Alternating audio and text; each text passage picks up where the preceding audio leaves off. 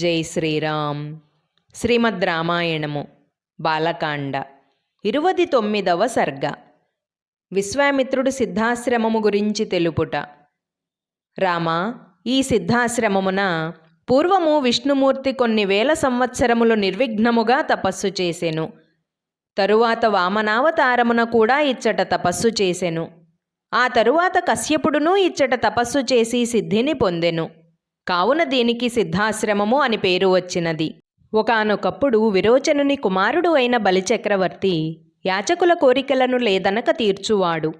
వాయువులను సిద్ధులను ఇంద్రుని జయించి రాక్షసులు దేవతలు తనను సేవించుచుండగా 3 లోకములను పరిపాలించుచుండెను. అట్లు బలిచక్రవర్తి అధీనులైన దేవతలు అందరూ విష్ణుమూర్తిని చేరి ఇట్లు ప్రార్థించిరి. ఓ దేవా, బలిచక్రవర్తి ఇప్పుడు యజ్ఞము చేయుచున్నాడు. అది నిర్విఘ్నముగా పూర్తి చేసెనా అతనిని ఎవ్వరూ జయింపజాలరు. యజ్ఞదీక్షలో ఉన్న అతనిని ఏది యాచించిననూ కాదనక ఇచ్చును. కావున అతనిని యాచించి 3 లోకములకు మేలు చేయవలసినది అని ప్రార్థించిరి. ఆ సమయముననే కశ్యపుడు పుత్ర సంతానము కొరకై సిద్ధాశ్రమమున తపస్సు చేయుచుండెను. విష్ణుమూర్తి అతడు కోరిన వరము ప్రకారము అతని కుమారుడై అదితి గర్భమున వామనుడిగా జన్మించెను.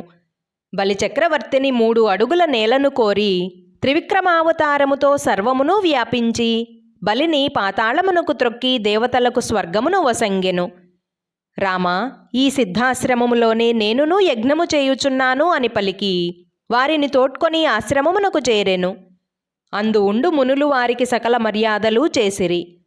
అప్పుడు రామలక్ష్మణులు విశ్వామిత్రునితో, మహర్షి, మీరు యజ్ఞదీక్షను స్వీకరింపుడు అని పలికిరి. జై శ్రీరామ్.